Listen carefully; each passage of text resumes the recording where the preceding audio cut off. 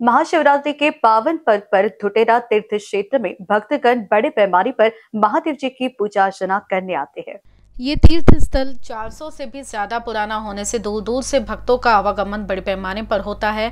यहाँ मंदिर में 25, 26, 27 फरवरी में भजन संगीत में प्रवचन व दही कला एवं महाप्रसाद का वितरण कसं आहे, 450 वर्षापासून आपला महादेव देवस्थान धुटेरा हा प्रसिद्ध एक देवस्थान आहे।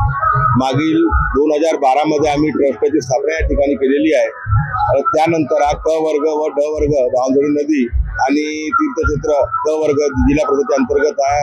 या ठिकाणी विविध विकास कामे या ठिकाणी आम्ही आणून या परिसराच्या डेव्हलपमेंट केलेला आहे आणि त्यामुळे जास्तीत जास्त जनसंख्या मध्य प्रदेश आणि महाराष्ट्रातले जे आपले भाविक भक्त आहेत ते जास्तीत जास्त या ठिकाणी येतात आणि एक मानलेला देव म्हणून हा धुटेरा महादेव देवस्थान आहे। सर्वांची मनोकामना पूर्ण करणारं देवस्थान आहे।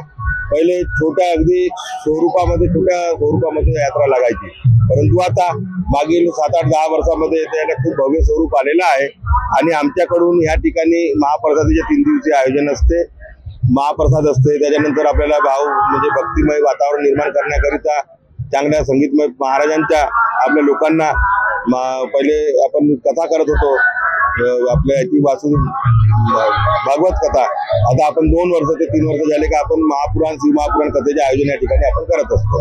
आपल्याला कसं आहे, विजनेबल नेता म्हणून आपल्याला उतरायचं होतं मैदानामध्ये। कसं असते, ठेकेदारीच्या काम आणि बाकी विशिष्ट काम आपण करून लोकांच्या जनसामान्याच्या समस्या आपण दूर करू शकत नाही, परंतु सर्वात जास्त आपल्या विधानसभेमध्ये रोजगाराची संधी उपलब्ध करणे अत्यंत महत्त्वाचा पार्ट होता आणि गरज होती।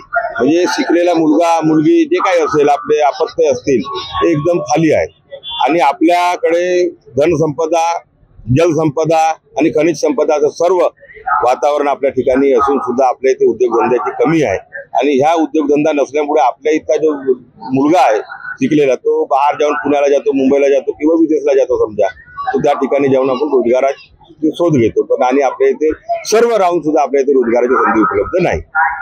बस भक्तगणांना मी नवीन 2025च्या शुभेच्छा देतो। काल झालेल्या महाशिवरात्रीच्या आणि आजच्या यात्रेच्या निमित्तानं सर्व मध्य प्रदेश आणि महाराष्ट्रातील सर्व भाविक भक्तांना मी आजच्या कार्यक्रमाच्या निमित्ताने शुभेच्छा देतो आणि सर्वांनी महाप्रसादाचा चांगला व्यवस्थित लाभ घेतला त्याबद्दल सुद्धा सर्वांना शुभेच्छा देतो आणि अशी महादेव सर्वांना सद्बुद्धी देव आणि पुढील 5 वर्षाच्या नंतर विकासात्मक आपली सोच ठेवून एक मार्ग बदलण्याचा प्रयत्न करतील असे मी गवाही देतो।